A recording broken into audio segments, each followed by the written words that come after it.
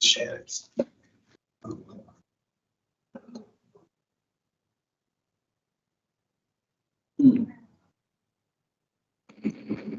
Good afternoon, everyone. I want to welcome you to our town council work session for March 18, 2025.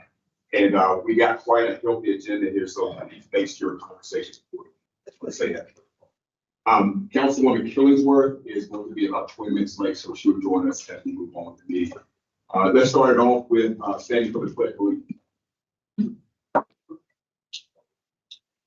I pledge allegiance to the flag of the United States of America and to the republic for which it stands, one nation, under God, indivisible, with liberty and justice for all. Thank you so much. Just for those who joined us by live stream, we're going to transition into a team building activity, and therefore we'll take a break from the live stream. I will turn it over now to Andy Foster. Yes, sir. And if I could, just for one moment, I want to introduce a special guest. Sure. This is Elizabeth. She is a junior at Apex High School. She's participating in the Chamber's Youth Leadership Program. And she's going through that program, but they added a component this year. It's a mentee mentor. So I am her mentor for this session. We've got a couple other staff members that are participating in the program as well. She picked a good day to come, and it's a work session. So yeah. She's read through the documents. She's ready to go. Okay. All right. Welcome. Okay, thank you, Mayor, Council, for being here. We are excited. Like you said, we have a lot on the agenda, so I'm going to turn it over to Dr. Steidinger, and she's going to follow up. If you'll recall, we had our retreat. We did a few of the activities, and the one was with the dots and priorities and initiatives. And so she's going to bring some of that home, and then there was a survey question she's going to go over. I won't steal any more of her thunder. I will turn it over. Great, thank you. Well, it's good to see y'all again. I know that we tried to do this a little sooner than, and I'm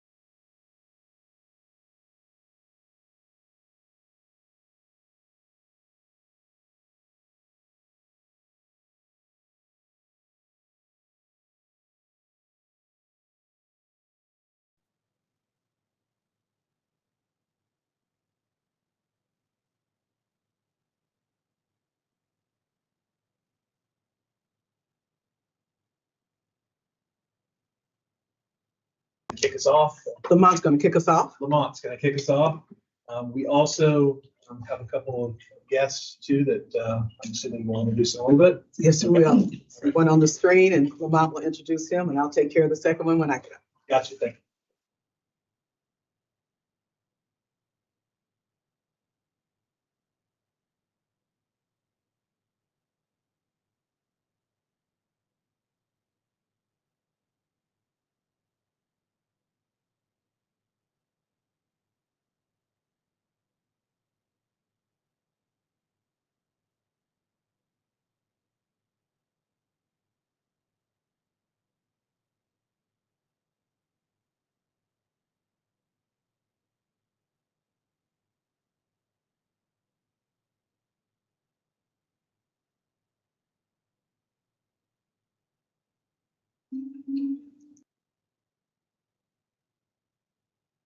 Well, good afternoon, Mayor Gilbert and members of council.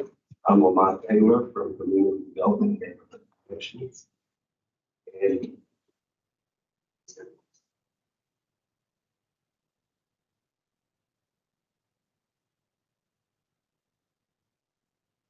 today, I will be joined by a couple of members of, one member of my team, and another member, a member of our team as well, to speak to you about, to provide a comprehensive update on what we're doing in housing.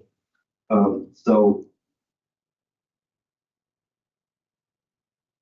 today's agenda will cover three key areas: current projects and activities that are underway that we're working on, town policy considerations, and last and certainly not least, funding discussion around that.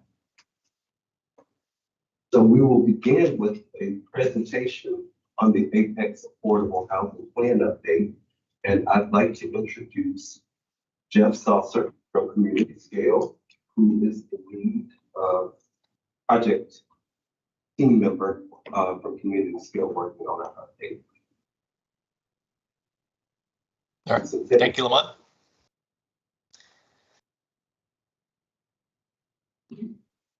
Hi, everyone. Good to see some of you again. My name is Jeff There's a Saucer. handout as well. Am I good to go?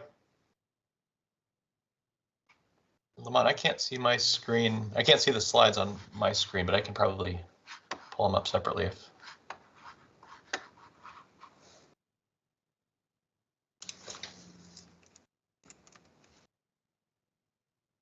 Great, thank you. There we go.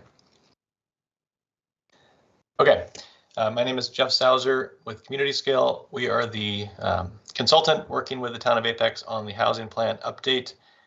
So I want to give you, we're in the middle of this process. We've got some exciting activities coming up soon that we hope you participate in and follow along. So I'm just going to give a quick overview of what we're doing, what we've set out to do, some of the initial observations we've made, so you can see what direction we're headed, and then some highlights and share some details about what comes next and how we wrap up this effort as well.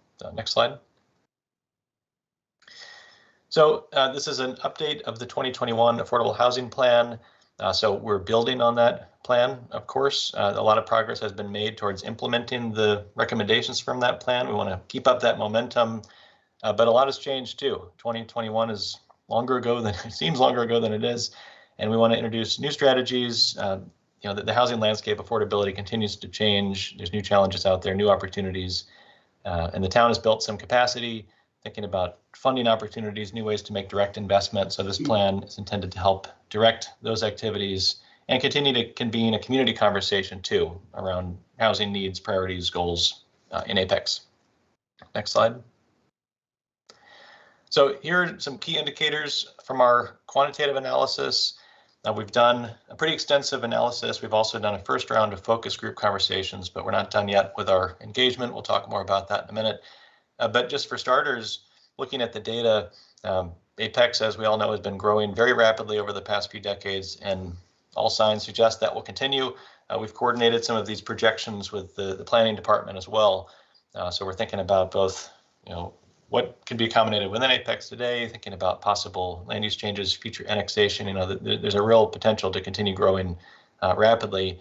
And a lot of that growth is at least projected at this time to be higher income people. That's where the trends are taking us if we don't intervene and think more strategically about how to manage this growth moving forward. Next slide. So I think, as everyone knows, we're looking at 13,000 new units or so. If we're going to keep up with this growth that we see in front of us, this is over the next decade. That's a lot of growth, really fast, continuing the pace we've seen. But there's not a whole lot of land left to develop, at least not a lot of undeveloped or underdeveloped land. But we know that that Apex continues to think about annexation. So we've worked with the planning department to quantify how much land might that look like if we were to annex in the future, what is reasonably available and what you're already planning for. Even then, it's not really enough land to accommodate more than just the next decade's worth of housing growth. If we continue at the same pattern, at the same density, we're going to need to think more strategically. We're going to think about new densities, new housing types to make sure we can fit all this housing we're trying to fit and not displace other economic and land use opportunities along the way. Next slide. So as I said, one of the strategies we'll look at is thinking about denser housing, and this isn't just going from single-family homes to giant apartment buildings. There's opportunities for infill density throughout the community, and that's often a pretty effective way to drive down the cost of housing too, without significant change in the character of neighborhoods. We are working with some developers and builders in the area. We're working right now with Lennar, for example. They're giving us some of their wisdom on rules of thumb around land cost, construction costs. We like to not just come up with arbitrary numbers, but really ground some of these analyses in the development economics that are taking place right now, and plan with a pro forma behind us too, not just concepts. And so here what we're doing, what we'll be modeling and sharing in the plan is a way to think about the cost of land. If you can increase density, for example, from 5 units per acre to 10 units per acre, what does that do for the typical cost of a unit? How much more affordable can you make that unit? We can drive the cost down of a for sale house, for example, down by a couple $100,000, which makes it more affordable to more people in the community. But it also still generates at that density a higher property tax return, and the developer still makes money too. So you can align these priorities if you're careful and strategic to drive down housing costs where you can, and also still maintain fiscal strength and keep the developers coming along with you too. Next slide. So another observation is that a lot of Apex's housing, it's mostly detached single-family homes. It's mostly 3+ bedroom homes, but we're seeing, at least in terms of where the growth is happening, a lot more households that are younger, maybe pre-family, older households. So there's an aging component of the population. These folks want alternatives to detached single-family and 3-bedroom homes. Not to say that houses are ever going to be fully obsolete, but we need to make sure that we're rebalancing the housing stock as the composition of our population changes. And for the time being, we're looking at more younger and older households moving forward. So what can we do to introduce housing options that are more conducive to their lifestyles? Smaller units, for example, maybe lower maintenance units for downsizing folks, and maybe more entry-level apartments and smaller homes for younger families and couples. Next slide. Can I ask about these ones, Jeff? Sure. Okay.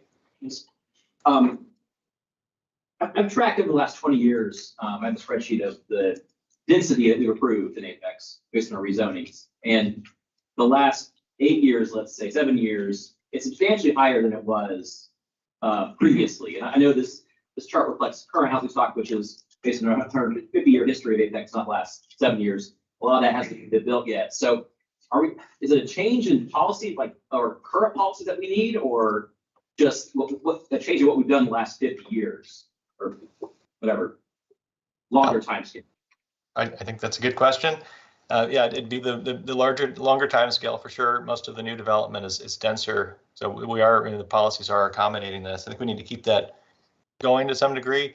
It also is, it's as much about how we talk about it, and make sure that people continue to be comfortable with a higher level of density where it's needed. And obviously, that's the crux of the conversation, I think, is making sure people that we're being pragmatic and practical about where we add this development, being sensitive to established neighborhoods too, but finding that balance. So it's true that looking back just a few years, we have kind of ratcheted up the level of density where we can make a more efficient use of our land. So I think you're right, but we need to keep that going and make sure that that still feels strategic and appropriate to people. Yeah, this is Mayor Gilbert. Can you do us a favor? The room is kind of right here. Can you speak into the mic a little bit more clearer, maybe get closer to it so we can hear you? Sure. a little bit? Thank you. No problem.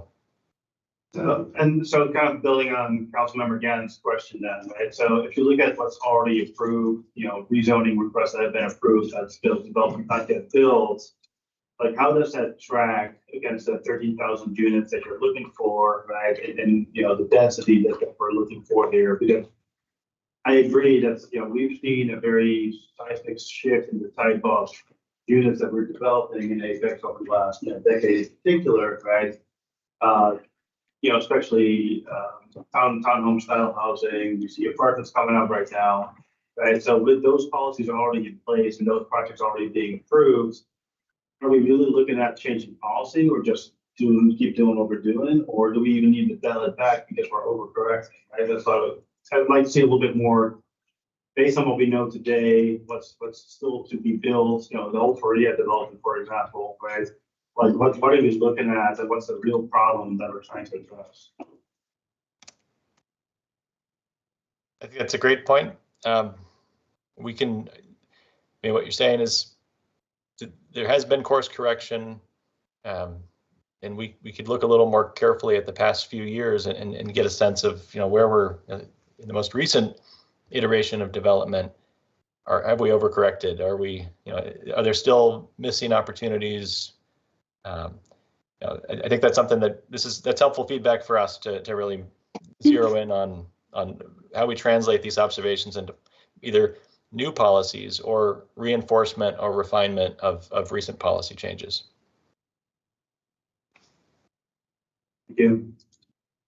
Okay, next slide.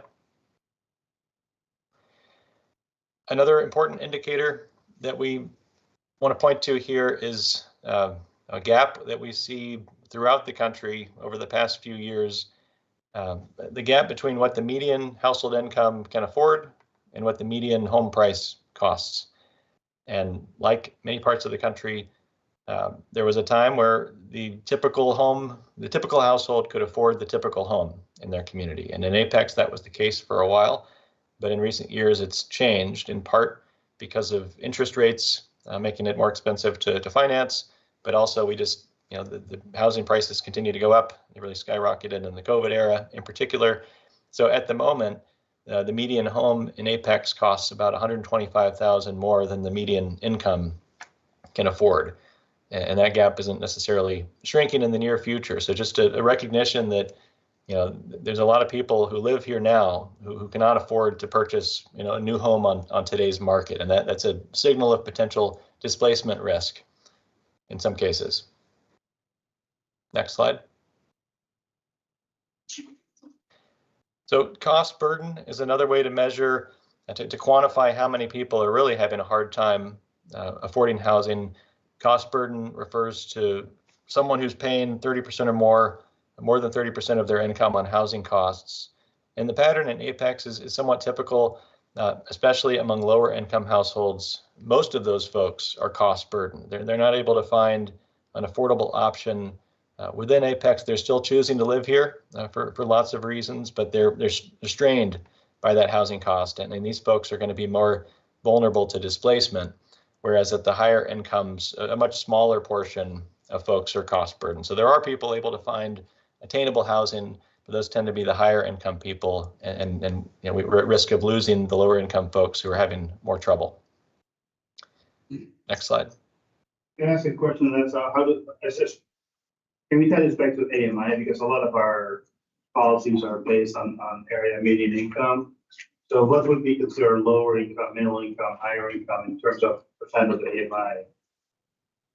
Yes, and I will say the housing plan will break everything up by AMI, and we've calibrated the brackets here into, I believe, 6 tranches that correspond to typical HUD programs and other ways that the town is already looking at this. So some of the graphics you're seeing here have been simplified, in this case for social media campaigns where it's, it's kind of presented for lay people who aren't thinking about AMIs. But here, I can't remember exactly, but I think lower income might be it's either 60% and below or 80% and below, and middle would be maybe 80 to 120 or so, and then higher is above that. But we'll have those broken down in much more detail in the report for sure. Thank you. Next slide. So another way to make this tangible and concrete for people is to think about just the relationship between the wages of people who work in the community, who serve the community, and whether, how far short that might fall from being able to afford housing in the community. So here we're looking at typical wages for law enforcement, for healthcare support, for, in this case, a teacher and a firefighter, say in a dual income household. What are the typical wages for these jobs in this region? And then how does that stack up against the current pricing? And for all these sorts of jobs, they're falling well short of what it would take to buy the median home now. They can make rent in more cases than they can afford a home. But I know one priority, one concern in Apex and in other places is, can the people that serve our community afford to live in our community or not? And how far afield do they have to go? And how far do they have to commute to perform these important jobs that keep our community going, keep our government functioning and all these important roles in our life? Next slide. Another indicator that kind of jumped out at us was that homelessness rates seem to be rising. In this case, this is data from Wake County overall, but we are seeing this. One thing that we heard about was, as people are displaced from Apex, are they experiencing homelessness? We're not seeing a whole lot of it around town, although I know that there are places where it is maybe more prevalent than others. And one of the reasons for that, as we've learned talking to stakeholders, is once someone loses their home in Apex, they enter a continuum of care services, they're likely going to get moved to somewhere else in the county, just because costs are lower in those places. And the vouchers they might be eligible for just won't cut it in Apex, so they've got to go somewhere else. So it's kind of a hidden group of people that as soon as they're displaced, they're kind of swept out of town. So we wanted to highlight it as something that is happening, even though it's not necessarily evident on the streets of Apex. And especially as some of the COVID-related support funding and other supports have fallen away, have expired, we're seeing a tick back up in terms of first-time homeless populations in particular. These are the people that are experiencing homelessness, entering the continuum of care, maybe for the first time, either in a while or in their lives. Next slide.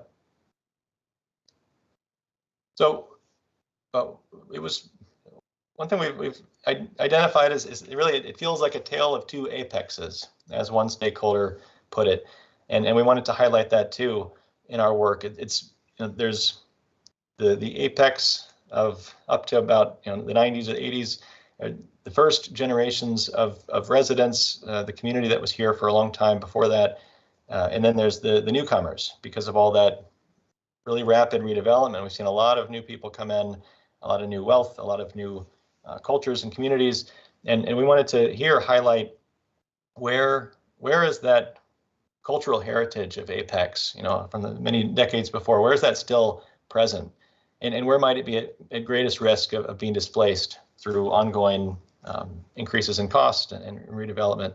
So here, the map we're showing here combines measures of areas where the property values are lower, where there are higher concentrations of Black residents in particular, and where people have lived in their current unit longer or more years. So these are just the people that have really been here longer. Some of the culture and heritage of the community that really defined it for generations before. These are the areas that are most vulnerable to losing that. So that's something we want to make sure we keep an eye on as we think about policies throughout both new and established neighborhoods in Apex. Next slide.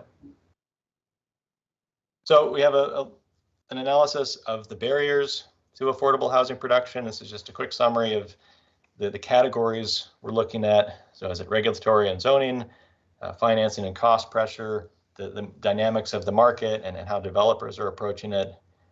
Barriers, lack of support systems for residents who need some help finding housing, maintaining housing.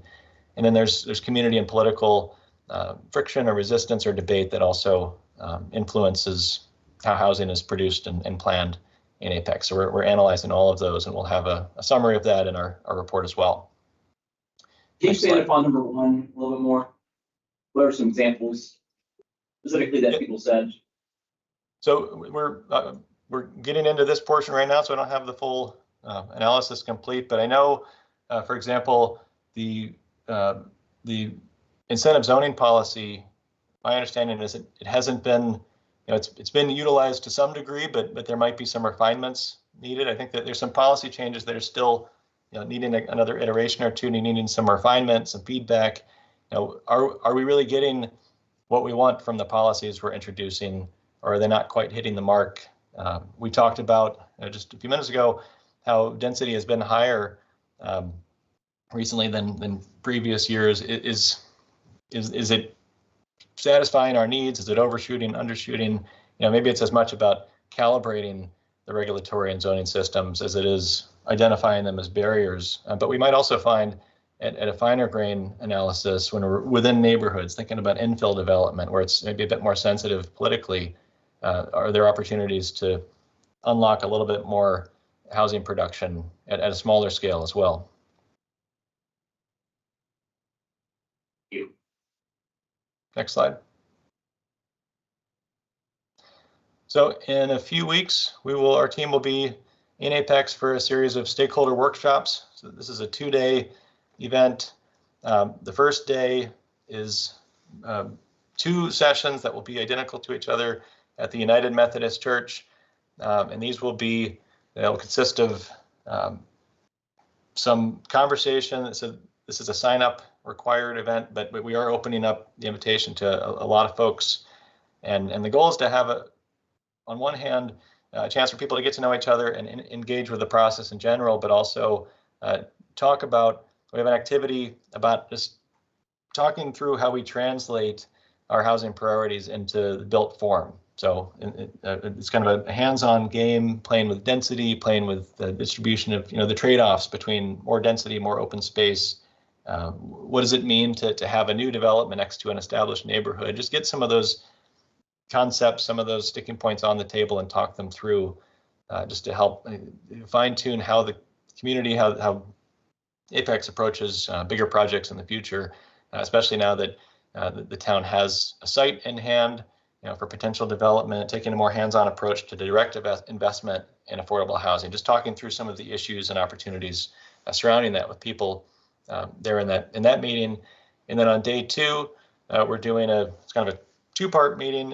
Anyone is invited, no sign up required. This will be at the Senior Center at 5 p.m. on April 10th. And it's a combination of a kind of an education session. So it's what we're calling Apex Academy, where we just kind of work people through some stations to help kind of develop their vocabulary around affordable housing, attainable housing, the challenges around housing, and maybe what other communities are doing. Just how do we talk about housing at all income levels and typologies.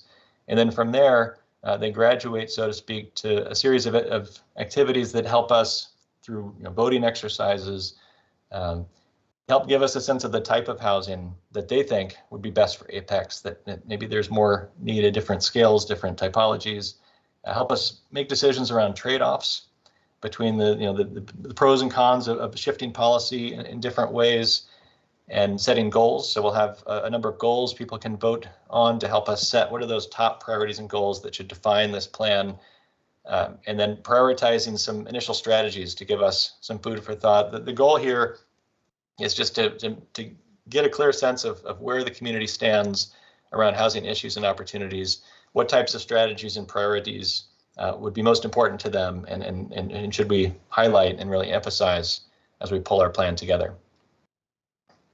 Next slide. There's a digital engagement component to this, so we built out a dashboard. You're seeing the first iteration of that, just a place to put some of the key observations we're making, and as findings emerge, we'll place them there.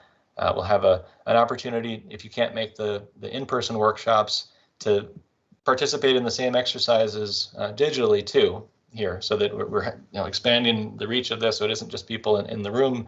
More people can share their voice and opinions and ideas. And coupled with this is a series of social media posts we're working on with the town communications department that is boiling down some of these key indicators into headlines and talking points, just to get the conversation going and attract attention, in particular to participating in the events coming up. Next slide. And then finally, to wrap up, after we're through the public event and we're kind of digesting the findings there, keeping in touch with the town and key stakeholders, we'll finalize our analysis and plan and finalize our strategy framework and implementation plan, our action plan. Those components will all be wrapped up into the final documentation that will have, it'll be a report. There'll also be those digital components of documentation. Wrapping up at the end of May is where we're headed at this time. Next slide. I think that's all I've got. A comment for that workshop. If it's not finalized yet, I would recommend that the exercise, some of them have people imagine they live in a neighborhood, their road stubs, and we're talking about with the housing stuff, the thing right behind their house, because in theory, people love it, and in practice, they hate it. And that's my experience, at least. So making sure that the exercise has things that people who live in a single family home, what they would be happy with right behind them, that would still achieve our goals of housing affordability. Because I suspect the universe of options is lower when you do a kind of real life example like that. That actually brings to mind a question that I have, which is, when you're having these stakeholder meetings, who are the stakeholders? Give me an example. So we had a series of focus group meetings with stakeholders a few weeks ago, and those were theme based. So we had one meeting was private developers, one was nonprofit developers. We talked to service providers in the continuum of care. We talked to local planners and regional planners and economic development representatives. So that group of stakeholders was helping us coordinate with what else is going on in Apex and in Wake County in the region, and just making sure we're tuned into the way that other people are thinking about housing. The stakeholders expected at the events coming up will be more local residents, and ideally we're hoping to get representation from neighborhoods across Apex. And I hope to see some of the same stakeholders that participated in the focus group too, and maybe some of you in the room right there. And then at the bigger meeting, the second day, again, we want to see a broad representation. I know the town is doing a lot to drive participation and attendance using a lot of different channels, including digital channels. So we get a wide range of ages and people in different housing circumstances, financial circumstances. So we're not leaving people out as we're thinking about where the needs are and the opportunities. Any other questions? Thank you, Jeff, so much for the presentation. Great job. Okay, thank you.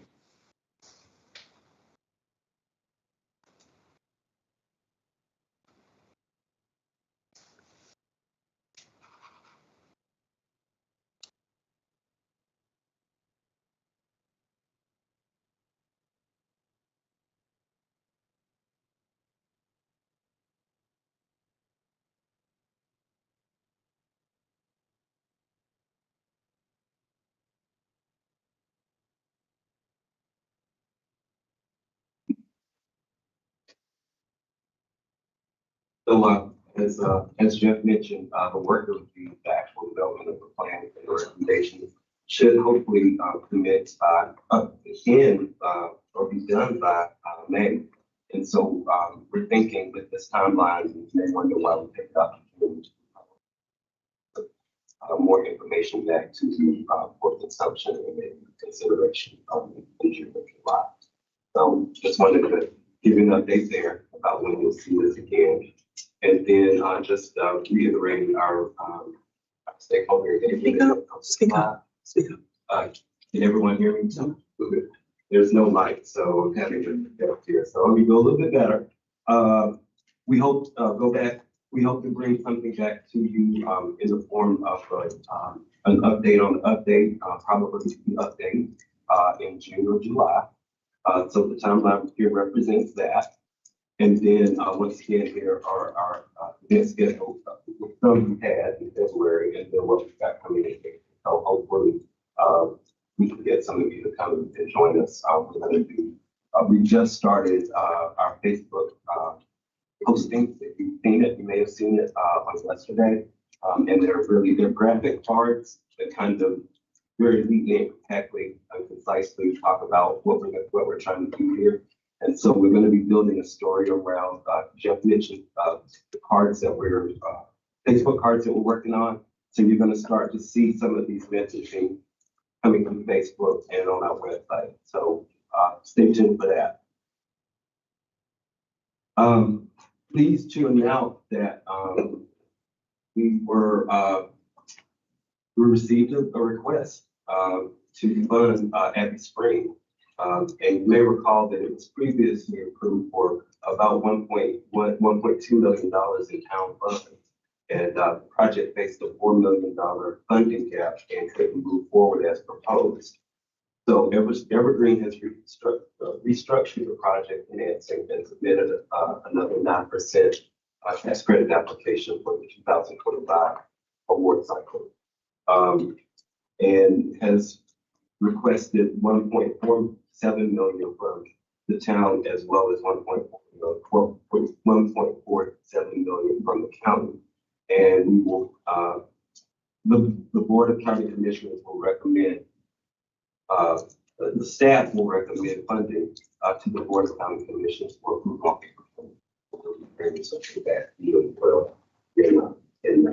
Is there a policy for the maximum per unit loan financing gap policy with the town? Because I did the math here, 2.6 million divided by 56, about $50,000 a unit. And that's high for me, but like, I don't know if that's ridiculous or if it's normal. And obviously it's the real life example here, but like, what's too much per unit? And another venue might be a better way to get a per unit cost, potentially. So cost is relative, of course, right? So I remember a few years ago in another community, we were talking about, was 30,000 a door too much, right? And that was before pricing increased the way it is. So unfortunately, getting into the $40,000, $50,000 a door range is becoming typical. It's not great. I mean, I remember when we were talking about 17, 18 a door, right? That's why in my head what it kind of was. Right, but now it's significantly higher. And this is part of the reason why we are going to be proposing some other strategies later in the conversation, not so much with Abbey Spring, but generally speaking, that is one of the biggest challenges and part of why there was that huge gap before, because there just wasn't enough to fill it between what we had originally committed and at the time what Wake County had committed. There was still a significant gap. So that's why the developer went back and refashioned the deal, cut the number of units to try to make it pencil a little better and get rid of the gap. And so just to make sure I understand this slide correctly, the ask is for an additional $1.5 million on top of one that's already approved. No. Or is this a brand new? Just a brand new ask for 1.47. Yeah, it's not additive. This is the ask. Oh, sorry. I thought it was going from 1.17 to plus 1.4. No, 1.47. So 1.47 is the ask, so. That's the Okay, ask. so never mind. I thought it was an added thing. No. Based from 1.1 to 1. Correct. What would Okay, work? that was Correct. Slide. Okay. So the new Aspen Abbey Spring Apartments will be a 56-unit affordable development for seniors. Of course, developed by Evergreen Construction. It'll be located on 5.01 acres on West William Street.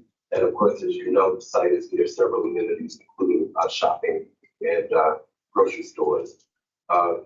56 units, a mix of 1 and 2 bedroom units. slightly deeper income targeting. Some of the units obviously will be targeted at 30% of the AMI. And then the higher income units will be targeted at 60% of the AMI. So It seems counterintuitive that they would go down when the land costs presumably the same. So why is that happening? Why is it better to have a smaller development, Just less cost. but also less benefit?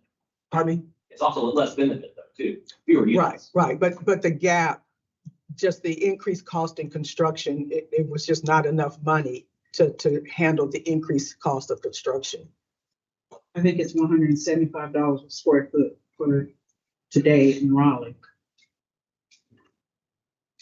So the original was 80 units, correct?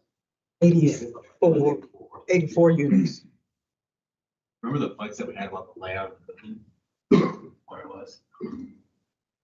I think this is the layout that residents were advocating for. It was two buildings, or was it an L shape? Yeah, it was like an L shape, but it was towards the residents to the west, south, right? Yeah.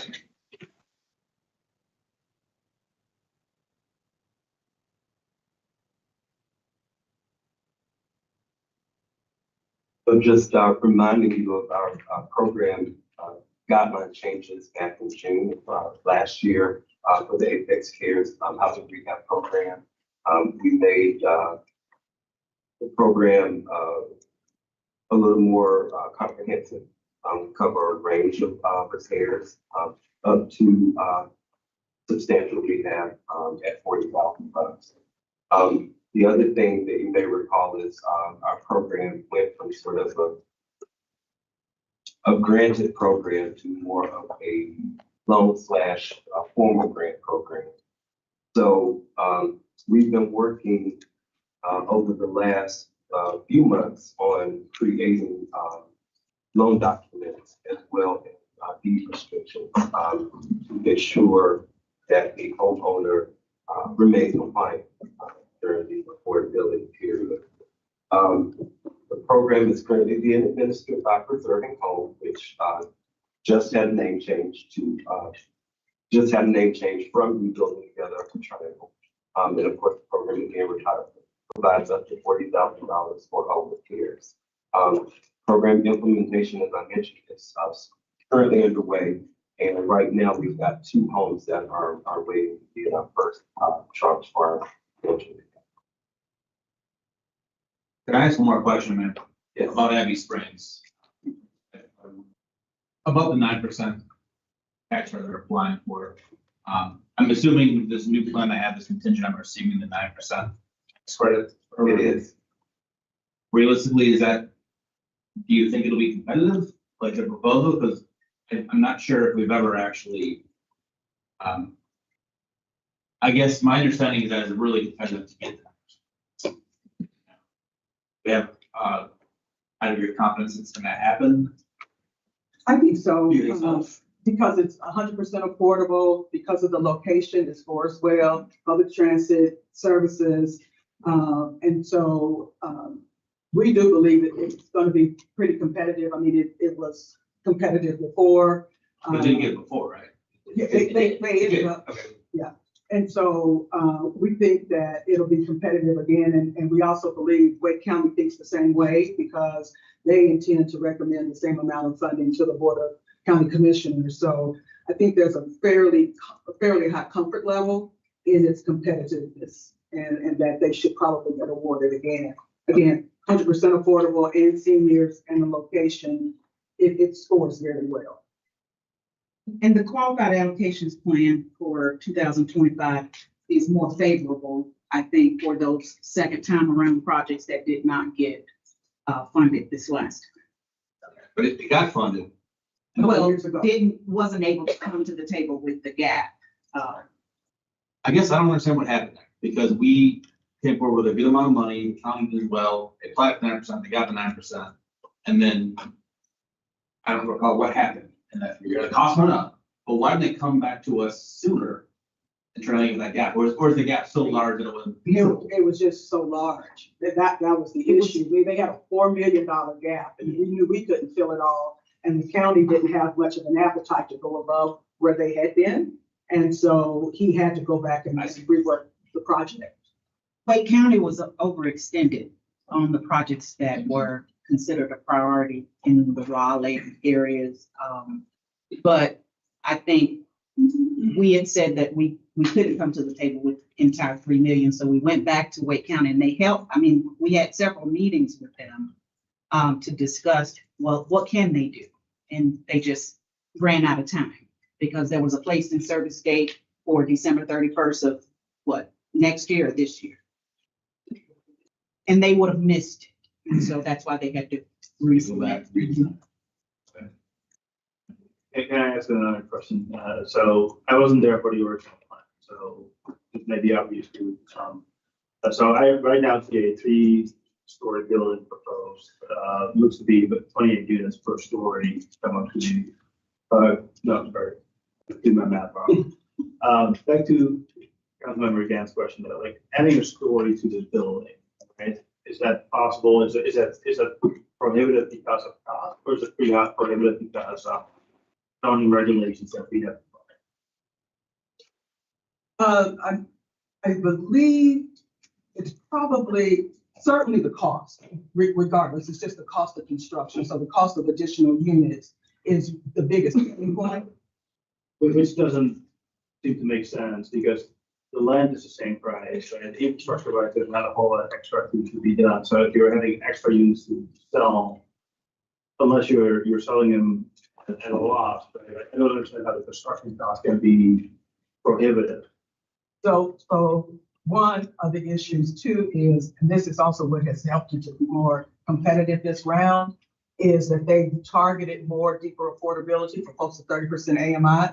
And so that's another thing that's going to help them based on the rentals. You know, they were trying to scale it such that it was more deeply affordable, and being able to do more units and keep a good level of deep affordability. You've got to figure out how to balance that loss of income that you would ordinarily get if you were talking about more higher income units, because they max out at 60 AMI, which is appropriate for tax credit projects. So I think before they were focused primarily on 60 and some 50s, not as much in terms of the 30% AMI. So, you know, it costs the same to build all those units, but if your rent levels are lower, like they will be with the 30% units, you can't underwrite the debt service. And so that was the trade-off. I'm looking at the budget, they were initially on the entire 2 stars, so it's looking before. And that's something that we control. That's probably a negotiation with the neighbors. So it's been a lot of months to begin with. I have a call.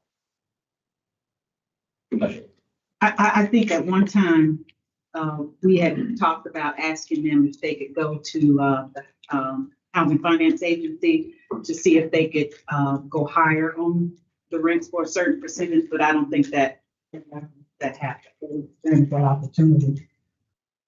So there are a lot of those sticking points. Yeah.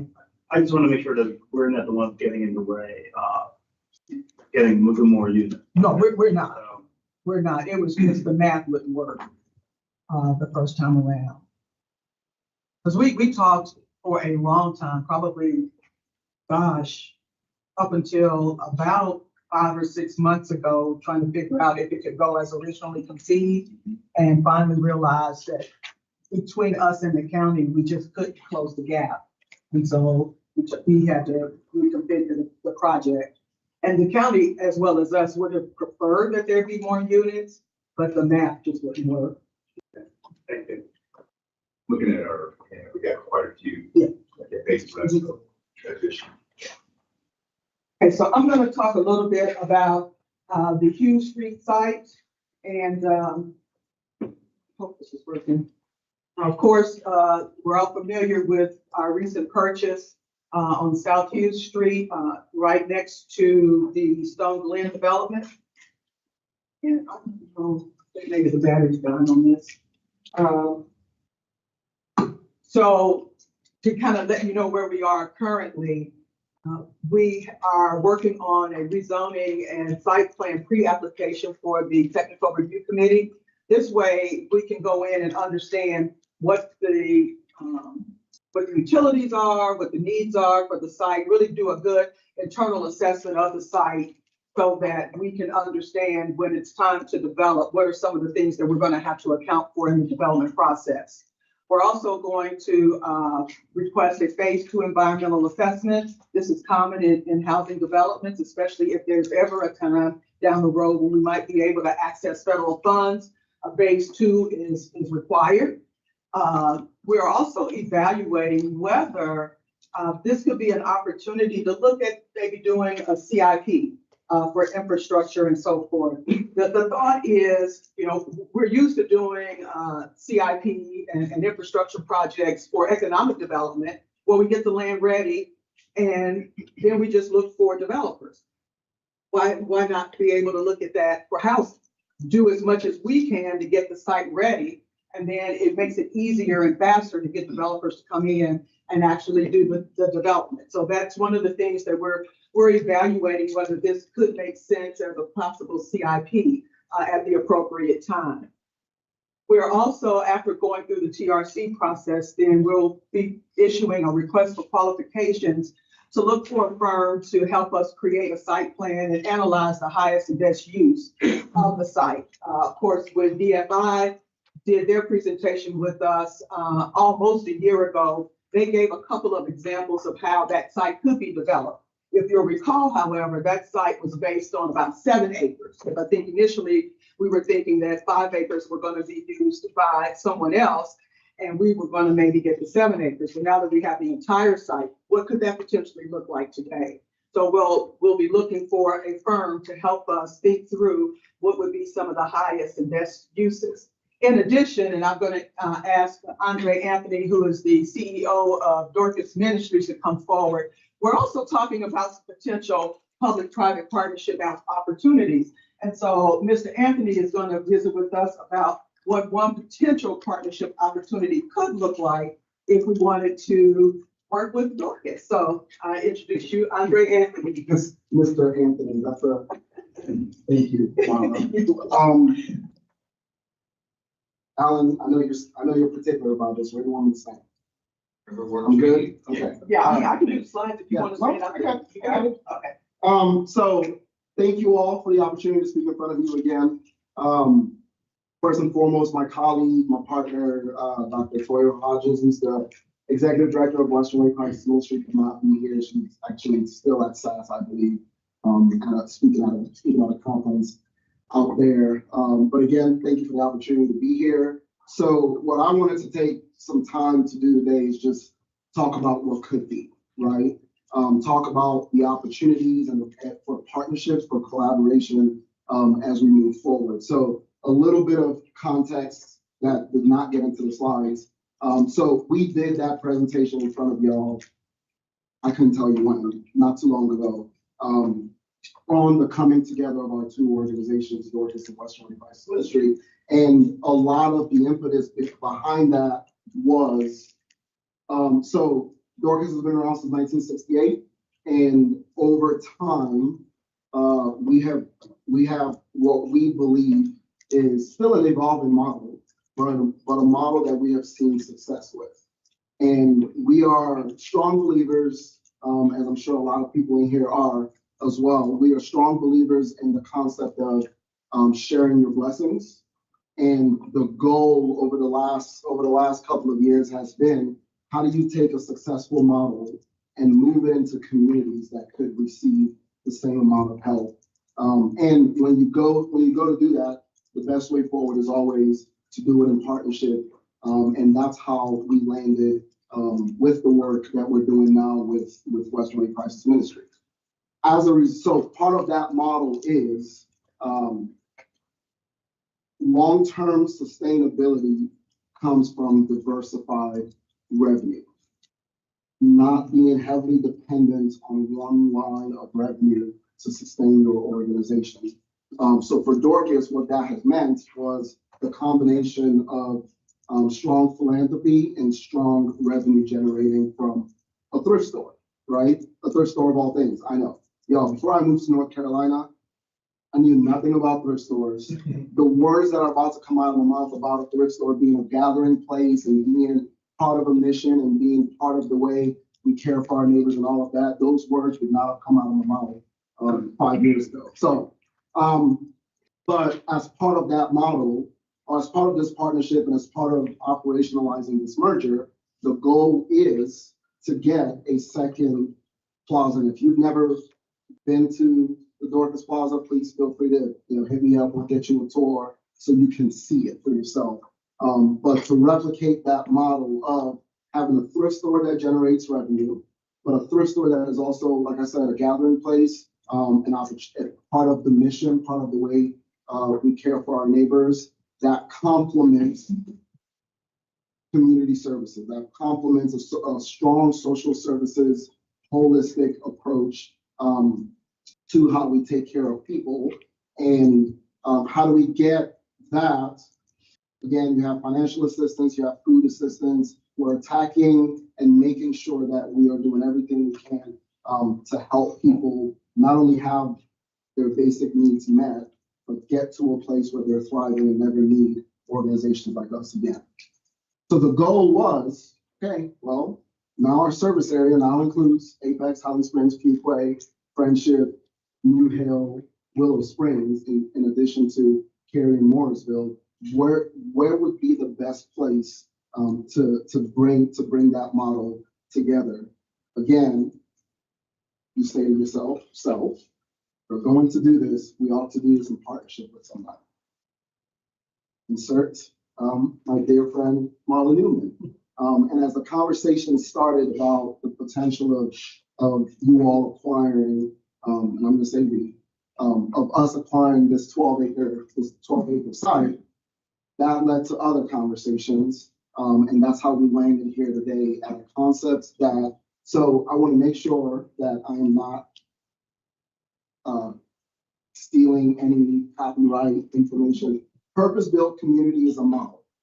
Purpose-Built Community is actually an organization that does this work across the country in partnership with local municipalities and local organizations.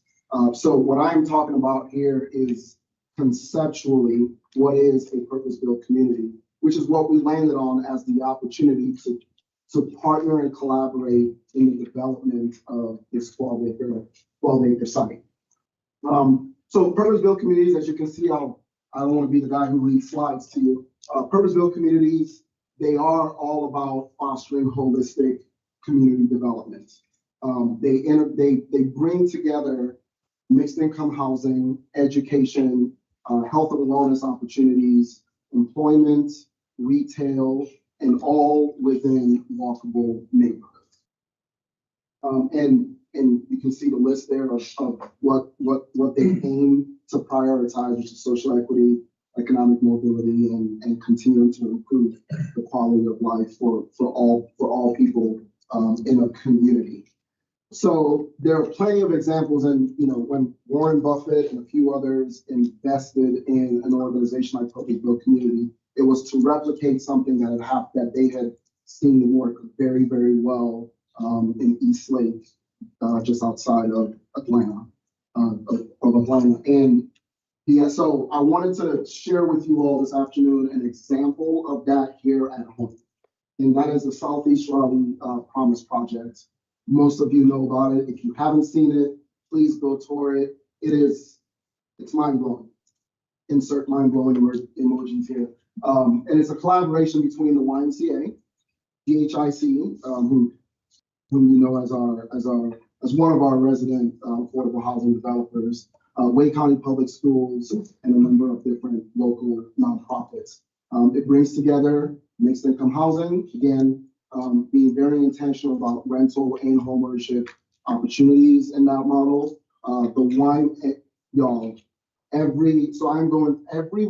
Every part of this development is state of the art. And I know that is an overused phrase. If you haven't seen it, please go see it for yourself. It's beautiful. It's very well done.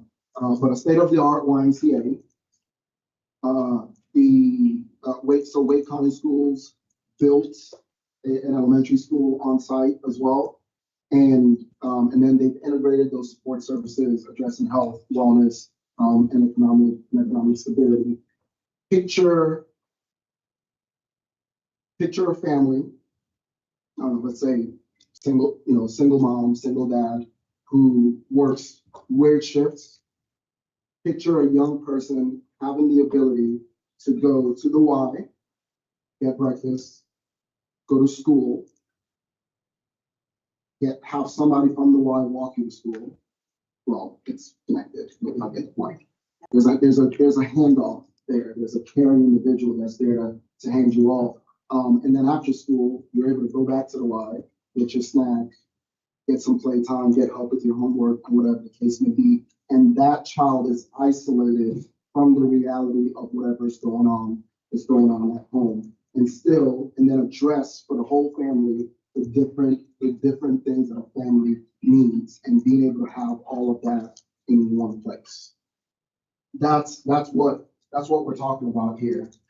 So as we talk more about what could happen on 12 acres, and again, right now this is taking the concept of a purpose-built community, which is very, very in-depth, and saying how do we modify that to fit a potential 12-acre property. As you can imagine, some of these other purpose-built communities are much larger than on 12 acres. So how do we we have the opportunity to bring the thrift store, social services facilities serving, again, attacking food insecurity, economic mobility, and helping people get back into the workforce or get retrained or trained up to be able to get higher paying jobs, support for veterans, whatever it might be, co-located with a potential federally qualified healthcare center or health clinic to serve, again, you're looking at people who might be underinsured or uninsured or whatever the case may be, coupled with mixed income housing, again, rental and homeownership opportunities, community gathering spaces, green spaces, walkable, plenty of parking, and so on and so forth. I'm a very visual person, so this doesn't make sense to me until I see a drawing. Oh, I got one more slide. There's actually, so if I take a step back before showing you a very, very rough sketch of a potential drawing of what this could look like, I say to myself, why would I want to work with the town? And why would the town of Apex want to work with us? And these are the 4 things that kept coming back to me around shared vision, around collaboration and resources, being able to bring together different levels of expertise across sectors, local impact, right? When you have multiple stakeholders, multiple key stakeholders involved, there's a higher chance of ensuring that we're reflecting and meeting local community needs. And then there's nothing like a strong public-private partnership to lay the groundwork for more opportunities, more growth, more economic vitality, and continuing to improve the quality of life for all people in our communities. So there's a visual. Y'all, this is a very rough sketch. This is to show what could be, and you're looking at an opportunity to have, everything that I just talked about from the Dorcas and Western Wake Crisis Ministry model. There, which I have a pointer. Do I have a pointer? I do. Never mind. Nope, ain't gonna work. There you've got, opportunities for greenscape. You've got opportunities there for rent and possible home ownership with condo style townhomes and apartments, right? All within that same 12 acre site, and having a community gathering space in the middle, ample parking and all of that. Now, that's one of the things that it could look like, but you could also be looking at retail on the bottom floor and building up. You could be looking at having that Dorcas Western Wake Crisis Ministry plaza there and building on top of it. There are plenty of opportunities. I am not a planner. I am not fully versed on all the different codes and possibilities in that area, although we've been doing a lot of research around that. But this is a visual of what could be. And I wonder if I have any slides. Nope, that's it. So I want to pause for a moment and I wanted to ask, about Yes, this. sir. I through slides here, saw this, and I noticed the sketch, but do you have examples of these purpose-built communities that are on the type of roads? This is near where they're not the major thoroughfares, kind of the secondary thoroughfares. It seems like it's intensive, especially the retail part, for a place that's not really heavily trafficked right now, at least to me.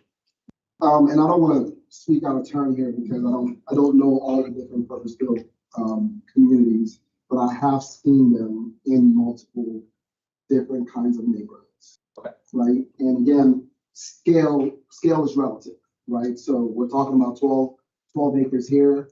That does limit how much you're going to do on that site without, and that's not meant to be a negative thing, but when you talk about scale, being relative in a 12-acre site and the foot traffic that what you can put on 12 acres is going to be very different than a 50-acre site or whatever the case may be. And the whole idea is to have these holistic, full service types of neighborhoods in neighborhoods, right? As well as the bigger you get, the more you need to be on a primary street and things like that. So I've definitely seen, whether it's actual official purpose-built communities or different concepts that mirror pieces of these purpose-built communities in different kinds of neighborhoods. Yeah. Good question, though. Just for contrast, how big is this Southeast Raleigh site? Knew someone was going to ask me that question. If you asked me that question a week ago, I knew it. I don't remember, but we'll get you an answer. I just want to kind of get a Yeah. sense of size. YMCA's a lot of refunds. And schools, right? So we're gonna build a YMCA in school on a 12-acre lot. We have a credit union there. We'll build like half a school on Boone. Yeah, there's a credit union. There's these beautiful, affordable apartments. I want to say 3 or 4 stories. Right at Interstate 40 and Rock Quarry Road. Is Beacon one of them? Beacon, yes. And there's one in Charlotte, North Carolina. Good.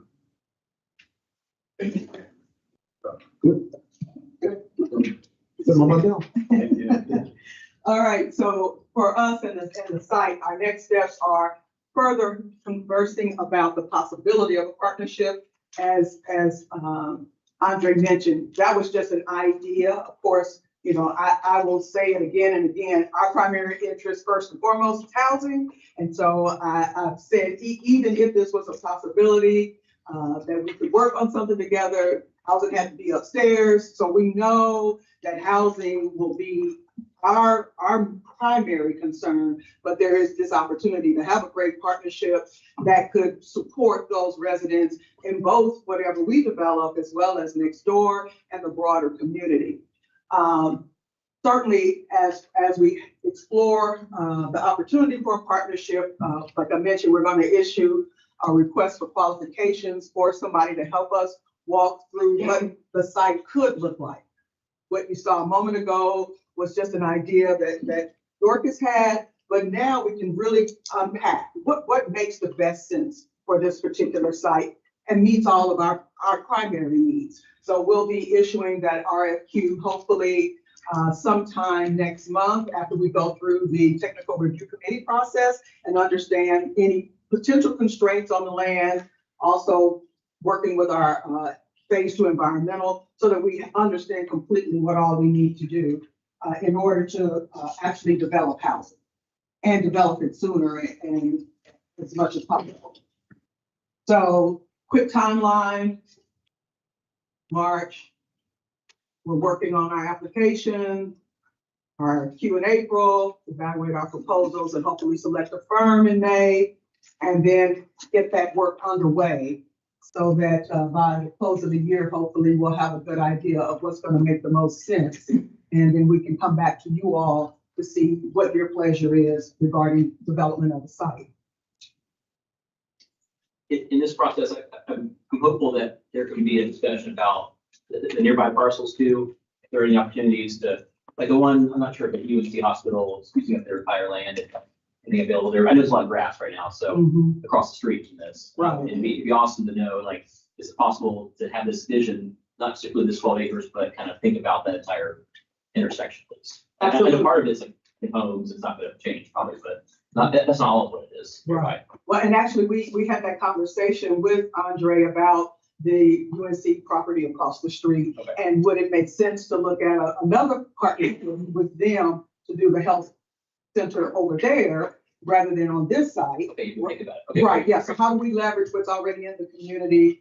And then maybe that would provide more space for housing and green space and things of that nature. So those are some of the things that we'll be walking through and certainly looking for a consultant to kind of help us figure out what makes the best sense. We have about 5 minutes left, so we have to go to S line. Okay, all right, well, this is gonna be real fast. Okay, so the policy considerations that we have are first looking at establishing a community land trust, talking about possibly some employer assisted housing, and then some proposed modifications to our affordable housing incentive zoning policy. So I won't read to you, this is in your packet, what a land trust is. Of course, I know you've heard me speak about it before and how we think that it might be a useful model for our 12 acres. That way, if we keep or an entity, a land trust entity keeps the property in trust for us, then that helps to make any housing that is put there more affordable because the cost of the land isn't factored into the sales price or the rent for any units, be it ownership or rental units. So let's see here. So here are some of the benefits, of course, that are in your packet if you're doing home ownership with the land trust. And here's a quick example of an ownership model where if you backed out the cost of the land, if you just estimate the land at 100,000, now it's at a purchase price that is more in line with what can be afforded based on 80% or AMI. All right, so these are some of the various steps that we will need to take. The plan is to come to you sometime next month to talk about whether you are interested in fact, creating a land trust. We would plan to issue an RFP for an entity that would actually manage on our behalf. That's not something that staff would want to do or has the capacity to do. But there are organizations in our area that do have experience and that do have portfolios. And so we would do a request for proposals to see who might be able to meet our needs with keeping our land in trust and working in partnership with us to get the properties developed. So look for something on that coming to you in April. Employer assisted housing, just mention that quickly. This is something that we've also talked about before. One of the things that we're about to do is send a survey to all staff to actually gauge people's interest in living in Apex. You know, do you live here? If you don't, would you like to live here? What might be the impediments to living here? Is it cost or other things? So we thought it would be helpful before asking to create a program to actually talk to staff to see if they would take advantage of it if one were available. So we'll come back to you with the results of that survey and any proposals that we think might be appropriate based on the responses by staff. And so here are just a couple of communities that have programs already. And we also understand that Morrisville also has a program that has rental as part of its mission.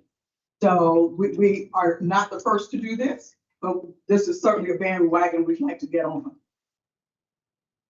And for the sake of time, I won't go through everything in the affordable housing incentive zoning. I know we have a lot there. We have a number of proposals of ways to strengthen the policy. And so I'll ask you to certainly peruse that. If you have questions before we actually come back to you with some requests for program enhancements, please feel free to reach out to us. But we're also hoping to bring you something on this, if not in April, then in May, looking at strategies to enhance the policy. That's this packet right here. Memo. Yes, that's the memo, and then you also have pieces of it in the PowerPoint presentation.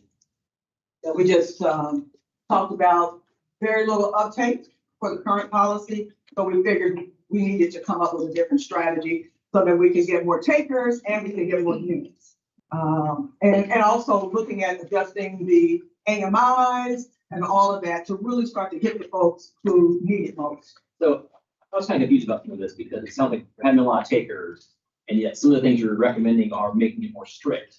And it seems like those are counterintuitive things to do. Well, we want to add some additional incentives, like parking reductions, maybe the conservation area reductions, potentially some density bonuses. So looking at some other incentives that would help to offset the cost of creating more affordable units. And also, you will see that on a future slide here, we're also looking, at least from a home ownership perspective, looking at actually starting to invest money on the development side for home ownership to help to get the cost down, because we know that folks who would be income eligible might be able to access money from Wake County and from NCHFA, but there's a limit to how much in terms of what the sales price can be for them to be able to afford those units. So our goal would be to invest money on the development side to help to get those costs down to make them more affordable. So part of this is having enough incentives that are just that. They incentivize the developers. So you'll see through what we have listed different ways where they could still get the unit yield that they look for to get the kind of profit they might want if we can increase density and some other things. Now, follow up real quick is, in my head at least, the incentives, the reason there's been low uptake in part, I'm guessing, is because the incentives aren't good enough. And in my head, at least, the incentive that they would really love is for an automatic approval from us if they did certain things, which I don't believe this council, even future ones, is probably willing to do, frankly. And so if they don't get the automatic approval, then I'm wondering, is it really, are the incentives, are they good enough? And is it, would they ever, like density, would they want to go more dense than they're already doing? Because sometimes it seems like it just doesn't fit the area that they're trying to do to have high density. So and they give feedback that the incentives aren't good enough, or is it because they just want our approval of these projects? That's the main thing. I don't think they feel sufficiently incentivized. They're like, what am I really getting? If I do this, I'm not really getting anything. And so the whole notion is, well, there are some things that we could do to keep the pot to really incentivize more development of homes that are affordable. So that's part of what we're looking at when we are talking about policy enhancements. What are some of those things that can further meet their needs, but also meet our needs with more affordable units? But the problem is the pushback from our residents gets greater the more we incentivize things like density. So it's kind of, it makes it harder to approve things when a room is full of people yelling at us versus just a handful. So that's gonna struggle with at least. That's true. And part of this also then means that we have to do more around educating the public on what affordable housing, which is, I hate to say that, affordable housing is, who it serves, right? Because I think there's this confusion between what affordable housing is, like it's a particular brick and stick configuration, versus how are we making homes affordable to workers and others that live in our community, are the backbone of our community. Sometimes I call them our infrastructure, the clerk at Walgreens or the person at the dry cleaners. All of these people make our community work,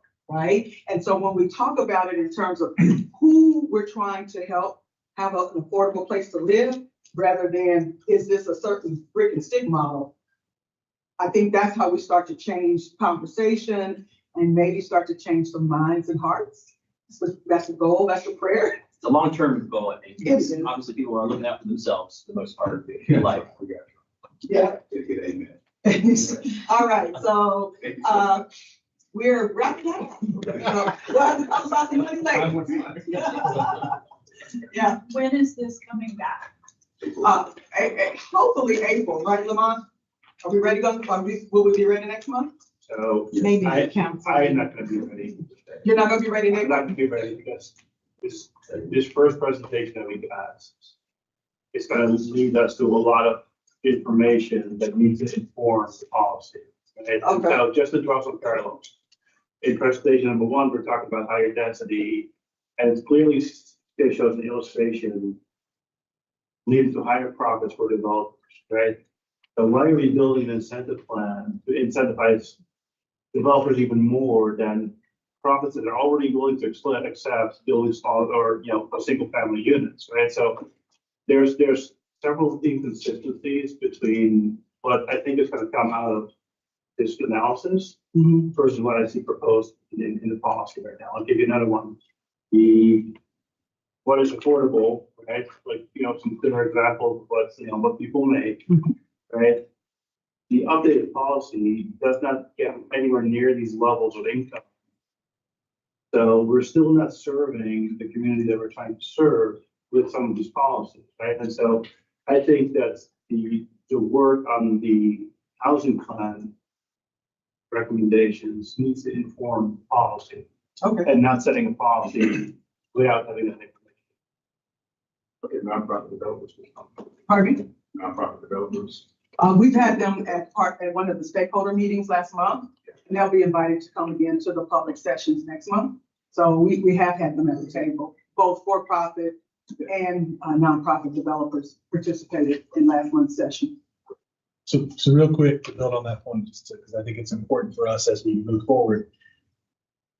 It sounds like, based on your comments, I want to make sure there's buy-in across the board, that we're not looking for an incremental change, perhaps. We're looking for, maybe this isn't the best word, but I'll call it a drastic change, like a larger, more impactful change that's informed, I think, from the update when it comes. But council across the board, you're open to something that's more drastic than what we proposed, it sounds like. Yes. For sure. And I think it needs to tie to the result of the first finding, right? Because I don't think that's, so just at first glance, I see some glaring, but to me seem like glaring inconsistencies. Okay.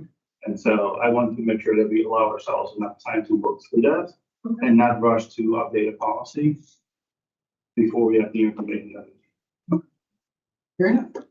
Thank you all so much. Thank you. Great job. Like, we'll come back to that other slide later.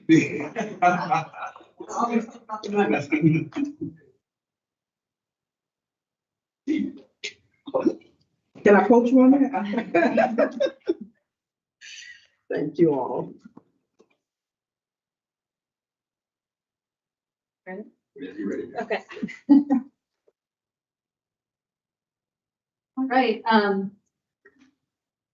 thanks for having this work session for us on the S-Line Mobility Hub. Will Letchworth with Nick Adams is here with us today, and he's going to go into the detailed presentation. I just wanted to provide a little bit of framing for you before we get started. Where we are now is we have wrapped up the more extensive public engagement activities with the second open house that was held in February. And we are approaching public hearings, which we anticipate to be held in May for your potential adoption of the Apex Mobility Hub plan. So we wanted to have a work session to kind of let you know what we've heard so far, give you a chance to provide any additional input so that we can approach this at the public hearings. I also just wanted to provide a little bit more framing about how we got to the Mobility Hub plan. And this is really focused on our downtown mobility hub. So we may have other hubs, but this particular plan is for a downtown. It's included in our downtown master plan and parking study. We do show a mobility hub in that plan. And one of our measures of success is that people will be reaching downtown by biking, walking, bus, and car. We also have a bus and rail transfer center in our comprehensive transportation plan right in downtown. So it's fit in that vision plan as well. We are underway in our transit prioritization study, which will identify the next bus route or transit service that we work on in Apex. And the feedback from the public is that downtown is the highest priority transit destination. So it is the main place that people want to go to in multimodal travel. This is the first study that's given us feasibility information of a location that will work for rail. So while we have all those plans, this is the first time we've looked at how can this work with rail transportation. And we know that's a long way off. So we also need a location that will have independent utility if rail doesn't come to Apex or if it's just a long time. And the location that we've identified will serve our 3 existing bus routes, Go Apex Route 1, Go Triangle Route 305, and the Go Ferry ACX route. Those are all planned to increase frequency. When the updated Wake Transit plan is released in May, you'll see more new bus routes, all with the potential to serve this proximity. They may not all touch this hub, but in close proximity, which makes those bike ped connections really important. And then we're also working on the South Salem bicycle connection, which is now going to start the design process, which will be that bike connection from Pleasant Park right into downtown. And finally, when the Wake Transit plan is released for public input, you'll also see that there is a funding opportunity that we haven't had before. So the plan will include an opportunity for mobility hub funding in places like Apex, because we're going to need that to serve this, the transit vision as well as the bike ped connections. So just wanted to provide a little bit of that framework before I hand it over to Will, who's going to walk through the details of it. Thanks, Will. Thanks, Shannon. I think with that, I'll just take any questions. I really appreciate Shannon. Shannon's been our project manager through this process and has done an amazing job. Really enjoyed working with her and the town staff. I'm Will Letchworth, Vice President of Transportation with McAdams. I've met most of you before. I think most of you, we gave an update, around after our first public meeting when we had potentially identified some sites and walk through those with you. I'm going to start a little bit before that just to catch folks up that weren't part of that conversation, but then take you through the process and then ultimately to where we've ended up with some what I think are great concepts for potential mobility in Apex. I can't stand behind the podium. I'm too crazy for that, so I'm going to walk around a little bit. So if you need me to stand still, just tell me to stop. But there'll be a lot of pointing here soon too when we get to some of the conceptual designs. But again, for those of you who aren't familiar, what is the S-Line? It is a freight rail line that connects Richmond to Tampa. So it's a very large freight rail line. There's a program ongoing now, a partnership between North Carolina and Virginia, the Raleigh to Richmond project to progress establishment of passenger rail service, particularly from Raleigh to Richmond. And the vision of that really is for the S-Line to serve as that regional multimodal transportation corridor, really critical to multimodal transportation and serve as that backbone.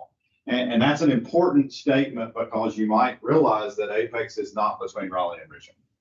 But there is passenger rail service currently on the line that runs through Apex. It just obviously does not stop at Apex. So the importance of doing this plan now is to set up Apex for potential passenger rail service in the future, even if it is not part of that first phase that may happen between Raleigh and Richmond. So you heard Shannon say things like independent utility. That is very important with it. It's got to work for modes other than just rail, but it's also got to be set up in a way that it certainly doesn't preclude rail, but hopefully helps entice rail and make rail easier for a stop in Apex. So there's been a couple key things that have happened. There's been a lot of activity on this project, well above and beyond the 2 that I've mentioned here. But in 2022, the NCDOT received an FTA grant, which is what funded the creation of the TOD study that Apex participated in, and I'll show an image from here in just a second. And then in 2023, NCDOT received a USDOT RAISE grant to really take that TOD study and take it to the next level and develop mobility hub plans and mobility hub feasibility studies for the sites that were identified in the TOD study. So as Shannon mentioned, downtown, and this establishing the vision for a downtown multimodal hub, that really built off of that TOD study. So here's the map you may remember from the TOD vision plan that essentially identified two main potential areas for a passenger rail stop, and so, or a passenger rail station. So you'll see those two circles here on the map that formed the study area for this study. And we really kind of melded those two together. They're pretty close, so we just made them one big oblong circle. And that was the area that we focused in when we looked to identify potential passenger rail stops and mobility. So what was our scope? One is absolutely to understand existing and planned future conditions. There are a lot of projects happening in Apex. There's a lot of plans in Apex. We needed to collate that and understand all of those and understand their relevancy to a potential mobility hub. Obviously, we needed to work with the public. We got a lot of public input through this process. I'll show you some numbers in a little bit. I'll give you some summaries of what we heard. But the public did a great job coming out, being interested, being invested in this project and giving us good feedback and helping us understand what were those elements that were important to them and things that they wanted to see in a potential mobility hub. Of course, we then had to dive into, well, where can we put the thing? And so we identified 6 partial assemblages, if you will. We'll talk about that in a second, that we could potentially put a mobility hub, begin to evaluate those, ultimately to select a location. We wanted to select a preferred location for the mobility hub. And then, of course, we launched into development of concept plans, using that information that we heard from the public. What were the things that the public said they wanted? What were the things that were in the plans that said needed to be in Apex? What were the things that NCDOT said that rail would need? Things like passenger, platform. Getting messed up with my piece. Platform length, and then things like separation, heights off the rail, those rail design criteria. What were those things that needed to be included? So pulling that all together into some concept plans. And then also really importantly, because again, passenger rail service is potentially coming at an undetermined time, how are these things phased? So we spent a lot of time talking about and thinking about phasing. And then of course, an implementation and funding plan, which will also be included in the report. So why do we do this now? We got some questions about that at the second public meeting. And I really sort of take that on myself. It's probably because I didn't have a slide like this in the presentation. So I fixed that error and said, why do we do this now? Well, of course, y'all know the town's continuing to grow a lot. Downtown's continuing to grow. Things are continuing to develop. Parcels are coming onto the market, going off the market, being turned into new things.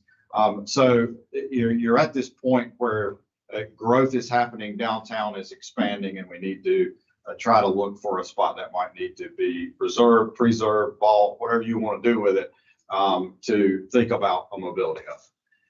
And as Shannon mentioned, there's a lot of plans that include these types of facilities in them. I don't necessarily need to repeat all of those, as Shannon did a great job mentioning them, but you've got plans with mobility hub elements in them. You've got potential funding sources coming from the rework of the Wake County transit plan, which is what guides the Wake County half-cent sales tax that we all pay, and then guides those investments. So there are a lot of things that have come together at this point in time to say, all right, now's the right time to do this. And then, of course, as Shannon mentioned, several design projects underway with South Salem Street, design restarting on the NC55 William Street, widening. So it's really the right time in my mind to identify this location for a mobility hub. So what was our timeline? Well, in 23, you may remember the TOD plan was completed. We started this study in 2024 with understanding those existing conditions, as I mentioned. August of 2024, so middle of summer, toward the end of summer, we had our first public open house and learned about those elements that the public desired in the mobility hub. And then through the winter, work to identify some potential locations, select that preferred location, met with the property owner. So once we selected the preferred location, understood things like the extents of the potential platform, we reached out by letter to each one of the property owners that were adjacent to that, met with them, got some good specific feedback on the site, incorporated that into the designs and the program and in the cost estimates, and then fleshed out those mobility hub concepts, went back to the public in February to have another public open house and get some additional feedback. And now here we are presenting this to you, and we'll be coming back to you with the planning board interviews for adoption. So again, public engagement. First open house was on August 5th. We had good participation at that. I think we had really good participation at the public survey online. 421 participants in that. Really, the activities sort of mirrored the in-person activities online, so people would be able to get the benefit of that from the comfort of their own home or wherever else they're accessing the internet. And then we had, again, the property owners meeting on January 9th, and then the public open house on February 26th, along with an online survey to be able to solicit feedback from that as well. So let me just give you a little bit of flavor of what we've learned. So from the first public meeting and the property owners meeting, very strong desire for open space and public space. There needs to be a public space component to this. A lot of desire for public restrooms. And public restrooms that were then expandable into an indoor waiting area when rail service comes. So people did want an indoor waiting area. They really wanted public restrooms. So you'll see those in the concepts that we developed. Now, we did hear some concerns about public restrooms when we went to the property owners. So, particularly about the activity associated with a public restroom. Is there enough activity around the site to make sure that it's safe? We don't want it too tucked away. We want it well lit. So you'll see the public restrooms will differ a little bit between the phases, and we'll talk about that more in a bit. There is a desire for additional retail. Transit-specific retail was really a must. You want your bagel, you want your coffee, you want your newspaper to the extent that people read newspapers anymore. You want that when you're taking a transit trip. But also there was really a desire for the mobility hub to be a catalyst for adjacent retail. It had to be designed and planned in such a way that it could make other things happen around it and create that activity. Less desire from parking than anticipated. That was a bit of a surprise. We thought we'd hear a lot about, oh, this thing needs to be a big parking lot. We really didn't hear that. Parking was when we had people develop their own mobility hub in the first public meeting. We asked them to allocate space for various elements. Everybody put parking on their space plan. Nobody put it as the majority of their space plan. So that was a really interesting tidbit that came out of that. It was even different when you start asking them, all right, there's money associated with each of these things. Then you really start to see the parking diminish a bit. But parking, important component, shouldn't be the dominating component. We did hear, again, some concerns from the property owners, as you would expect, about things like visual screening. So you'll see landscaping and fencing in our concept plans. Concern about parking on Elm Street and surrounding streets. So you'll see some things that we've done with access on that side. And then some strategies to address safety and security. So again, you'll see lighting, you'll see fencing, you'll see landscaping on the concept plans. And I'll explain to you a little bit about how the actual access to the platform will work when we get to that. And I think it helps answer some of those questions as well. When we got to February, we had even more participation, and we were actually showing concept plans. But actually, the feedback that we got at that public meeting was less about the specific elements and the concepts, and they were a bit bigger picture, if you will. So some of the questions of why now and why at all, and again, I take that one, and hopefully I've done a better job of explaining that. Shannon certainly has. Some desire for a more commuter-focused location south and west of downtown. So we heard some people that had that concern of why in downtown, and I think Shannon's done a good job, again, of addressing that. Some concern about the size of the site.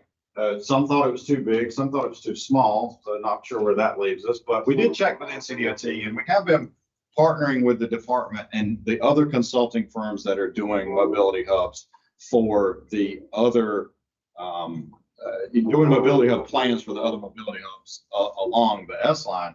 And we're about the same size as 2 or 3 of them. We are smaller than the majority of them. So I feel like we're larger than the majority of them that are more constrained sites. So I feel like we're in about the right spot. And again, you'll see when we start to look at concepts here, kind of how it lays out on the site and the way the various elements laid out. And then some concern about, committing to a location without further study. Very valid point. I mean, this is in advance of ridership estimates. It's in advance of schedules. This is a feasibility study. Our charge is, where can we put a mobility hub, and is it feasible to put it here? Elements are absolutely going to change between now and construction of anything. There'll be further study. There'll be further engineering done. So those are, good comments, people thinking ahead, but it's also a bit indicative of where we are in the process. And then again, some concerns about cost versus anticipated use and benefits. So wanted to lay all that out there for you, just so you heard the feedback that we heard. Not, again, a whole tremendous amount of comments about the specific elements themselves. I think part of it is just because the pictures look really cool. People are like, wow, that looks nice, but we'll see. Y'all can give me feedback. I had a comment about the number 2 slide. Yeah, sure. I'm not sure. I've seen photos of, like, in Maryland, these commuter rails going to DC. Some are like in Miller downtowns and surrounded by buildings and stuff, and it's not a ton of parking and pay park garage or whatever. And there are some that are like giant parking lots at the edge of town. And those ones that are giant parking lots, they are dead. That land is underutilized, it's boring, it's hot in summertime, uninviting, versus the ones that are smaller and sort of around them are just like way better. And I personally think that desire for a commuter-based one is wrong for Apex, because it would kind of kill the whole area. If we put it somewhere else, it'd be a giant parking lot, boring. Nobody would have a place to go out once they get off the bus or train. So I think that's wrong. That feedback I thought was misplaced. Personally. We can always build housing.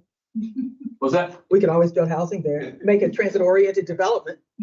I'm just saying. We're all in downtown, then we have to go around it. And all these mobility hubs are in their downtowns of these along the S line. There's no like commuter-based ones that are being developed, right?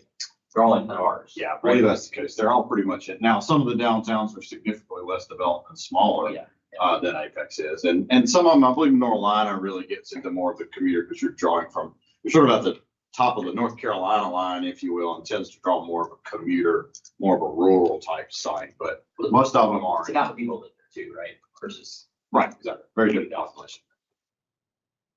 Any other questions or thoughts? All right, we'll move along. I had one more slide. Good general support and recognition for the need for multimodal transportation. That was not completely unanimous, but I felt like a lot of people said, hey, we understand why you need to plan for these things. We want big picture planning relative to the multimodal network. We want more multimodal transportation. So was very pleased to hear that. Please. So when we got into both site selection and then the actual conceptual design of the mobility hub, what are the things that we thought about? Well, of course, we have platform and rail infrastructure requirements. Those were provided by NCDOT.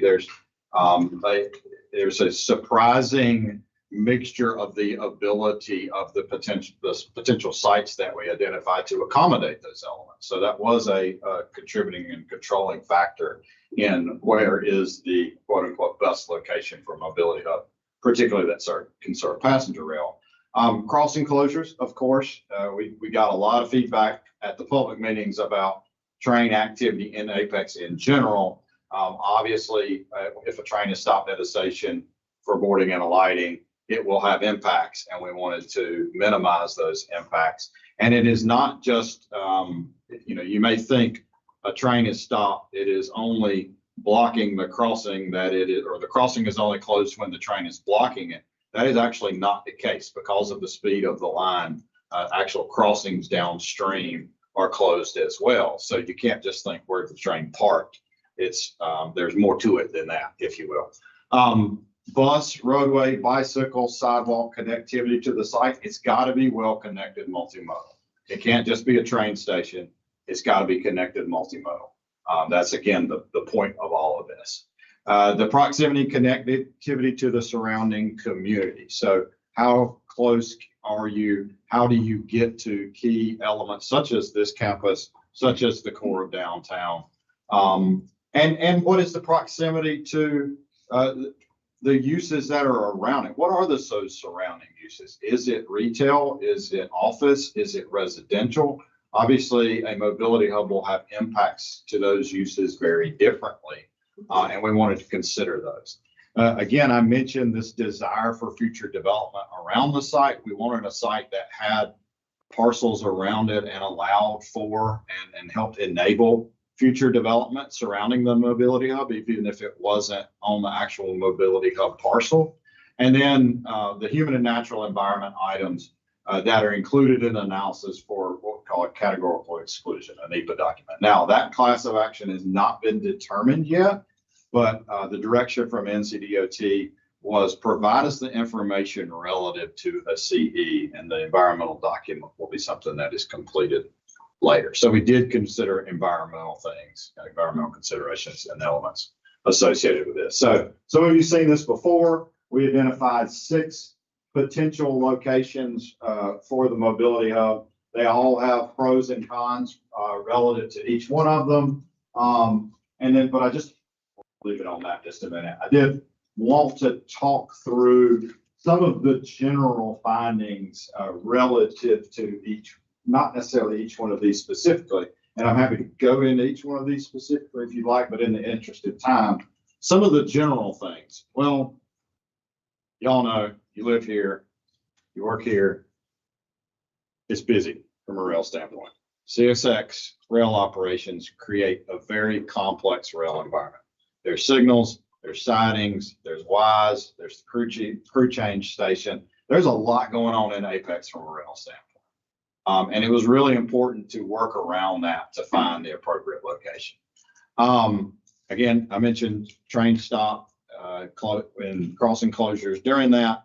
And it was also challenging and also important to remember and think about, as I've mentioned before, passenger rail service isn't funded. So where can we find a site that serves these other modes really well?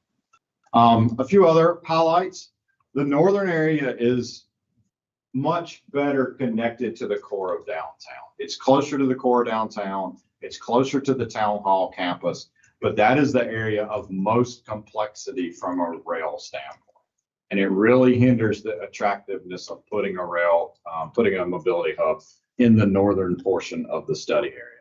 The middle, if you will, kind of between the two circles, really looks at the back of house of downtown and is very much surrounded by residential uses. So that one, the view over into downtown and the connectivity over into downtown is into the service areas and the back parking lots. You've got a lot of residences around it, makes that not quite as attractive. The southern area is significantly better connected regionally due to the connectivity to 55. It's really where most all of the transit routes run through. It's the area of best transit connectivity, and it has the benefit of helping pull the downtown development to the south, consistent with the downtown plan. The historic district, as I mentioned, it is a challenge. There's a lot of parcels in the historic district. It's a big historic district. You want to avoid those, particularly when you're considering NEPA. So that also had a limiting factor in us helping us determine where was the best site. But when it all boiled down, and again, happy to talk through any of those sites with you individually, it was really site 5 that ultimately ended up being the highest rank when we considered a variety of criteria. Site 5, as highlighted here, is the currently empty lot east of Salem Street, south of Moore Street, across the tracks from Elm Street. There's some nice trees on the site, and it is immediately adjacent to the town's current parking lot that is in the rail right-of-way that the town's leased from CSX. So again, you've got good connectivity to Salem Street, particularly via Moore Street, with some pedestrian improvements. You've got the bus lines that run along Salem Street now. You've got good connectivity to William Street and the multi-use path that is going to be created there. So it's really, and then you've also got room for the 800-foot long platform, which is a long platform. So it really was very apparent that this was the ideal spot for the mobility hub when we did that analysis. And again, also, as I mentioned, there's opportunity for development and redevelopment surrounding the site. So I'm going to get to a minute to what all this looks like, and I think it'll make a lot more sense when we start looking at it that way. But I did want to start with some phases, so you understand when I'm showing you some of the renderings, what the phases are. So phase one is really the pre-rail service phase. It includes improvements to the existing parking lot, include improvements to the existing transit stop on Salem Street. So expansion of that to include a shelter, a bench, a trash can, expanded waiting area. Improvements along Moore Street for better pedestrian connectivity and safety, lighting, bicycle parking, possible EV chargers. And it also includes bus layover space to help accommodate the additional routes that'll potentially be included in the Wake County Transit Plan. There is a restroom on phase one to, again, balance those safety and security needs. We are recommending that that restroom be secured like other town facilities. It'll be available to the drivers on the buses. And that's really a facility they need at a layover space. But then it can certainly be open for special events when the parking facilities are being used, maybe for a downtown event. And then, of course, you got some safety and security. Phase two is really when rail service comes into play. So that's when you see the platform constructed.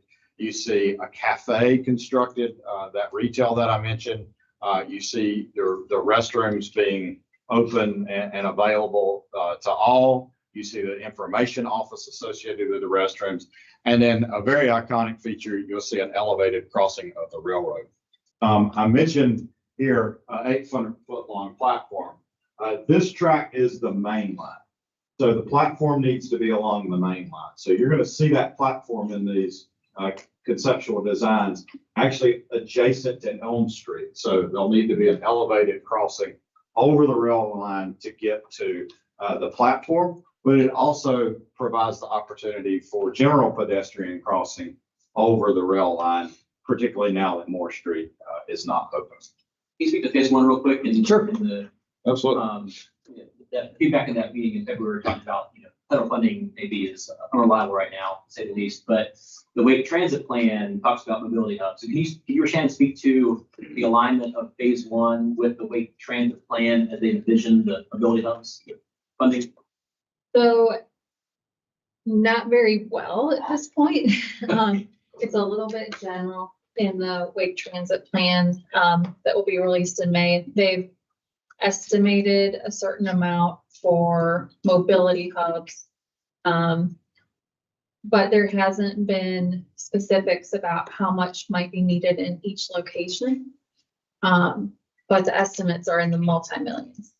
Okay, so they got the money part of it, but not necessarily features. And which one might be prioritized first. And but with the bus routes that are in the plan coming to Apex, I would think it would be one of the high priorities to get an Apex hub done. Yeah, no problem. So I mentioned phase two is with rail. Phase three really can be with either. We had to give it a number, so we numbered it 3.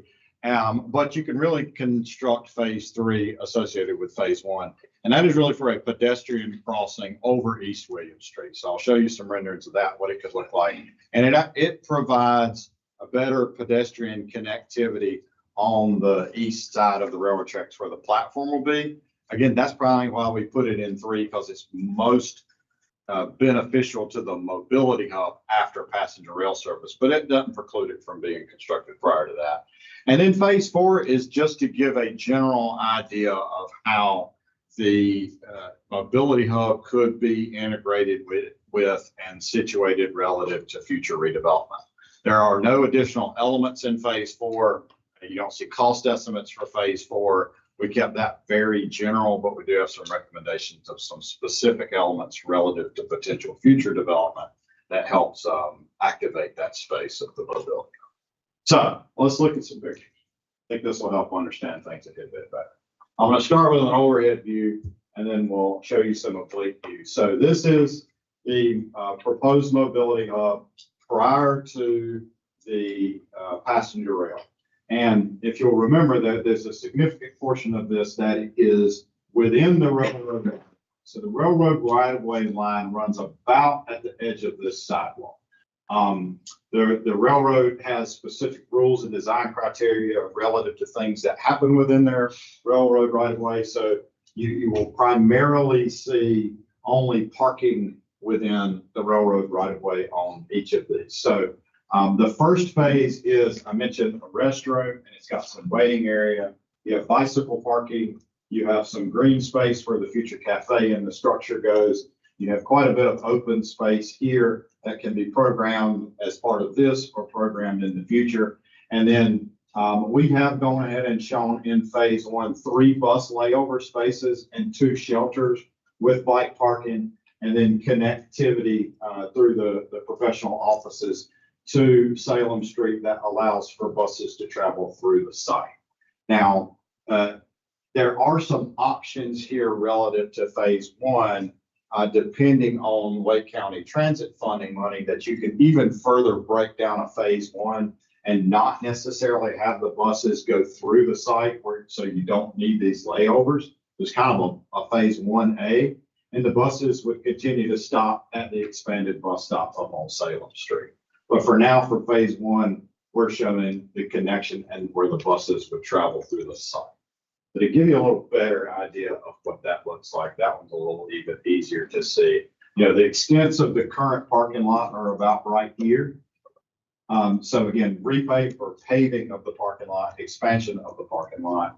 And then you can see the 3 bus layover spaces there and bus stop.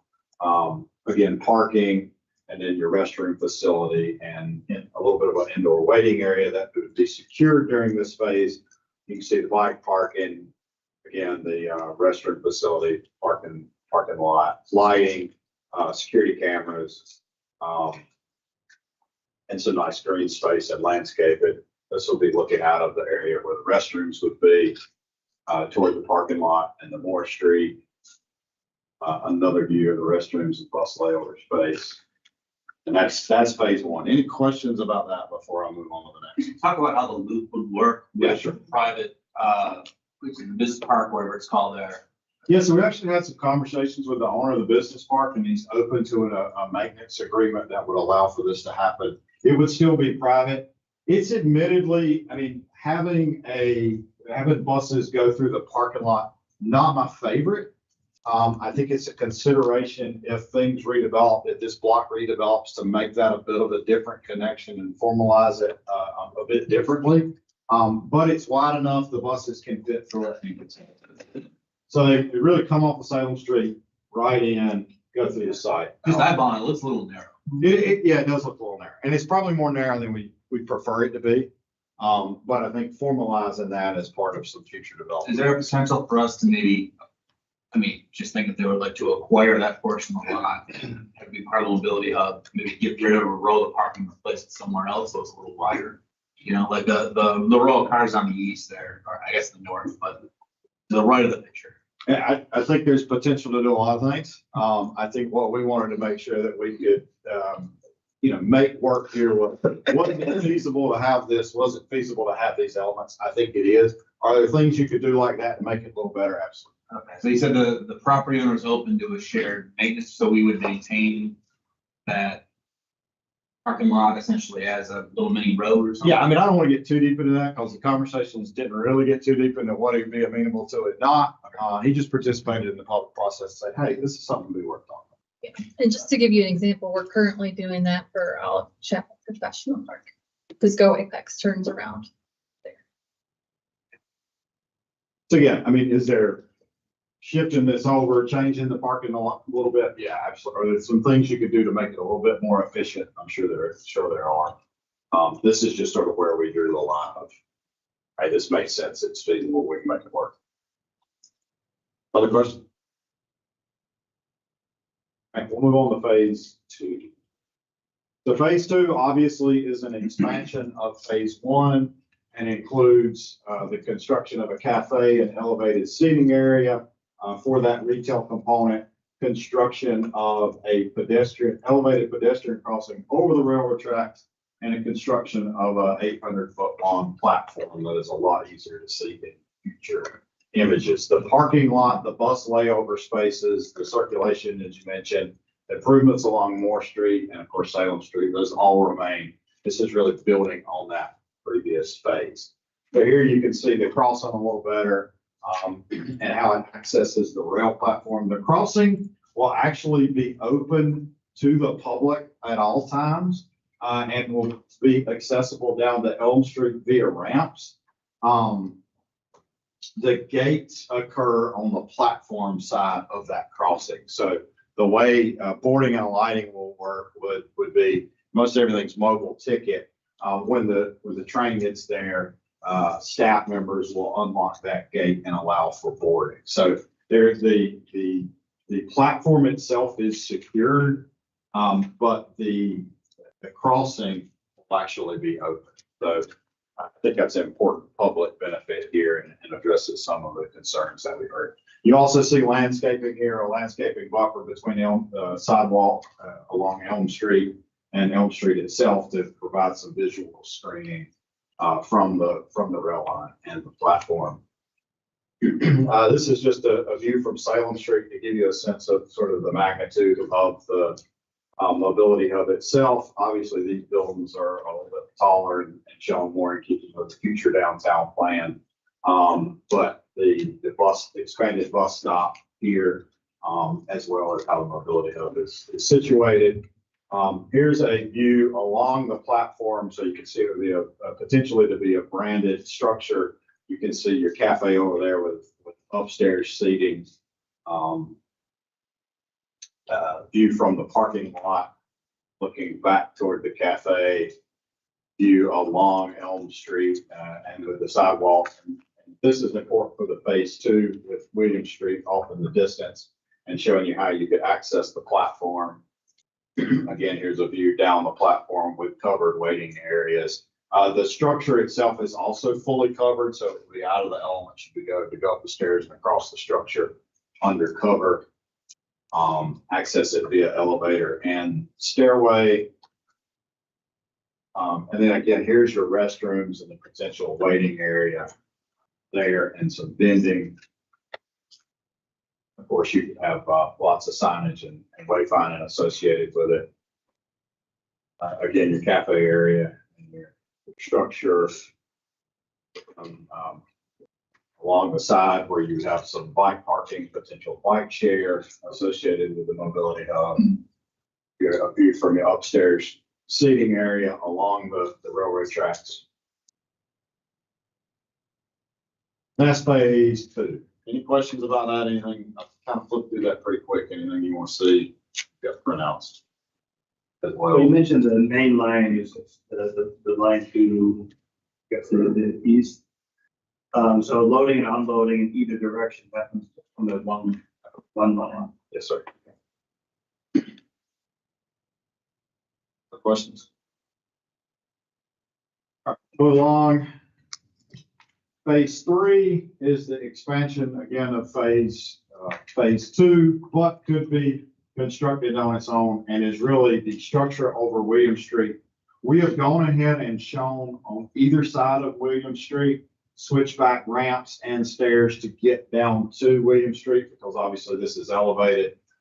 You could make a decision when you get to that point in time to just have that on one side or not have it on either side, but I think it's important to have that connectivity to the future multi-use path along William Street. We did design that structure to mimic the structure over the railroad. Of course, those would be decisions made at that time. There is quite a bit of grade from William Street back up to where the mobility hub is, so that's why you see a lot of ramps and switchbacks and terracing. Just another view along William Street there, looking toward downtown, what some of your paths would look like to cross the structure. Of course, well lit, well designed landscape, multi-use path. So that's whether you're looking back towards the mobility hub and then the opposite side. And so that's 3. Any questions about that? And then phase four, I mentioned, is really integration with a larger potential redevelopment. Again, we didn't want to dive into too many details about what that looked like. It's not property that we're considering part of the mobility hub. But there's a couple key elements. Again, that street to access the mobility hub for the buses, as you mentioned, more formalization of that. We are not to the point yet where we can really make projections about parking. So having parking in a structured deck probably makes a lot of sense. It would also allow you some additional flexibility with what you do here in the rear, in the railroad right of way.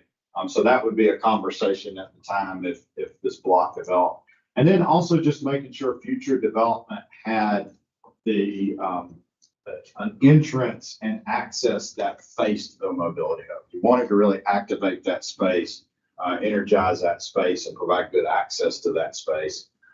Particularly with where the mobility hub is located, tucked back at the back of that lot. You want it to be visible, you want it to be safe, you want it to be a lot of energy, and the surrounding development needs to consider that at that point in time. And then, of course, I think it is also included in the downtown plan, some new streetscaping along Moore Street there. So that is phase four. We really don't have any additional renderings of that, again, because what we're showing here from a building massing is so conceptual in nature. We didn't want to dive too deep into that. So any more questions about phasing? Want to look at any of those again, get any more explanation? All right, so next steps, we are refining the concept plans and planning level cost estimates based on any feedback that you give us, feedback that we received from the public that closed last week. We're finalizing the report that outlines all of this and goes into greater detail than even I've mentioned here today. And then anticipating presentations to planning board on April 14th and town council on May 13th as we finalize the report. So that's what we're looking at next. And then I always think it's important to end with a couple key messages. Again, just a reminder, there is no current funding or schedule for property acquisition or construction. There's no current funding or schedule for passenger rail. Transit is planned to expand in Apex and the town is growing. So, now is the time to plan for this. Excuse me, significant additional design work is coming, a lot more planning and design to come, lots more opportunities for public engagement and tweaking of these things. And then hopefully the feasibility study will be a great document that allows the town to advance these concepts, pursue not only funding for the Wake County Transit Plan, but other grant opportunities that are out there, as you mentioned. The grant world is a little uncertain right now, but we expect we'll get some clarity on that soon and understand those criteria and help tailor this to those criteria when pursuing additional money. And then, of course, coordination with potential future development. So with that, I am more than happy to answer any questions you've got, but also, again, I must say, working with town staff has been amazing. They've done a great job. Shannon's done a wonderful job. I've been doing this for 20 years and worked in communities all over North Carolina, and not to blow too much smoke, but Shannon's been one of the better PMs I've had the chance to work with. She's very understanding and very helpful, very gracious, and I appreciate it very much. So y'all haven't you? Any questions? I guess I'll save it for the actual public hearings. Sure. Yeah. Okay. Great. Thank you for all your work. Sure. Right. Thank y'all. Appreciate it very much. Yeah. Man, is that it? Yes, sir. You did well. All right. Thank you everyone for doing